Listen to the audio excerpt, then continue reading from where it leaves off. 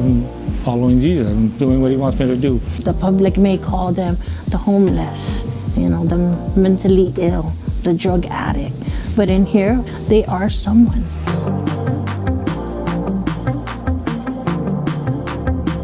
But my relationship with the people that have come through is what makes it worth doing.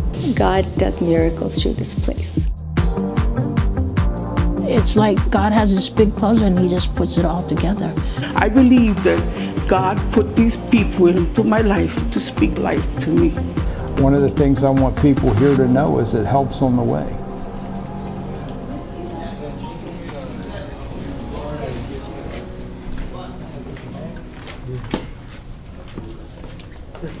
Hey, when I first walked into the mission, I brought this crippled guy. He didn't have no legs. His name was Sonny, and he was in the park. Everybody was afraid of him. So I went over there and I asked him, hey, you want me to push you to the bathroom? And he looked at, because I would pass by.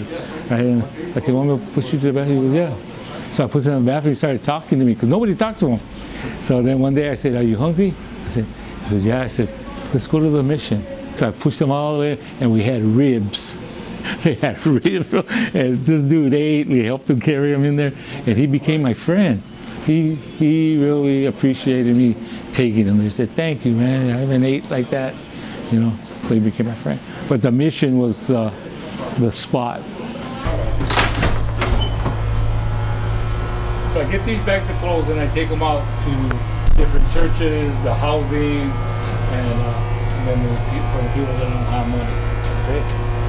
When the mission started, because we're a faith-based organization, these churches just came along and they came on, and some of them have been doing it since we opened up the mission, so 20 some odd years. I've been doing this for about 20 years now here at River of Life, and it's a wonderful ministry. I really enjoy doing it. There's more staff during the day and less volunteers, and at night there's more volunteers and less staff, because we have 40 some odd churches that come in and will provide the meal, a time of worship, and the word. Bless all of us here now, we pray in Jesus' name.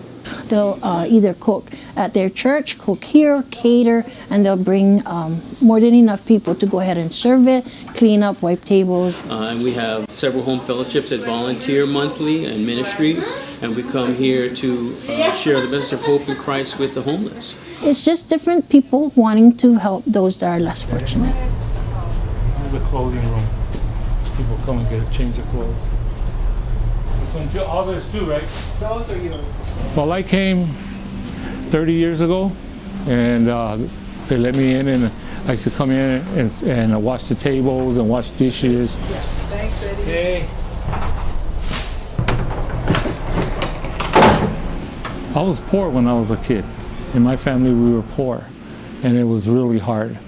No Christmas, no Thanksgivings, all that. No food. We used to go to school and come home for lunch and drink water. So I know what it is to be hungry. So when I seen this place, I wanted to help. And so I've been doing it ever since. Okay. Now, we take these out.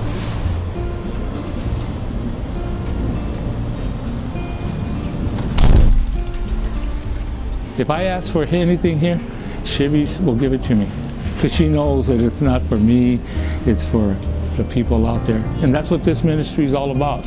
I've been here like 30-something years coming in this door.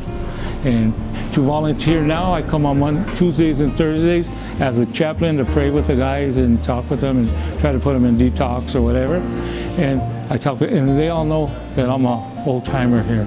And I'm one that's not gonna waver. I'm following Jesus. I'm doing what he wants me to do.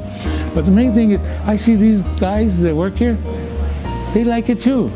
I can feel their spirit, that they like serving the Lord. Because not everybody wants to do that. I've taken men out to pass out socks, and they'll do it a couple times, but there's no tap on the back. There's not a hey, way to go. There's no glamour in it. For me, I just feel the Lord's called me to come and share Him with others. And I'm hoping that I could be a blessing to others, that they'll see Him through me. I just feel like it was a calling on my heart many years ago to come here and help these people and witness to them. And it's just a joy to see when someone accepts the Lord and you see their lives change. He was going to reach out to our hearts no matter what sins we committed, no matter what we've done. It doesn't take a genius to find out that there's a line lying outside of the mission, the River of Life, to know that something's happening. There's a lot of great volunteers that blesses each and every one of us every day. Me, I don't like to put a smile on people's faces. I like to put a smile on people's spirits, and that's what I feel the River of Life does. One bag. This one has a little baby. I know what it is to be hungry, and I know what it is to be rejected. I know what it is to be hooked on drugs. I know what it is to be an alcoholic. I know how it is to be abusive to family members. I know all that stuff, but I know that God can take it away. God can fix all that. Jesus Christ is the answer to all them problems. I know that. So when I started to feed the homeless and giving food to the widows and all that, I didn't even know it was in the Bible. And then when God put that in me, I did it and I enjoy it. Not everybody wants to feed the homeless. There's not a line over here trying to get in here to help. But God put it in me. So that's why I do what I do. Okay, let's see what God has for the rest of the day. Our biggest need is volunteers and financial support. We have a lot of volunteers that come down, but there's so much to do. The homeless problem is getting bigger and bigger, faster than we can keep up with it.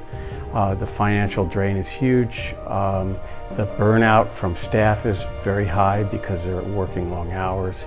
So if you do find it in your heart to support the mission in any way, financially, or come down and either donate goods, food, or donate some hours of your time to come help with us, we'd really appreciate it. It goes a long way to serving the needs of the mission.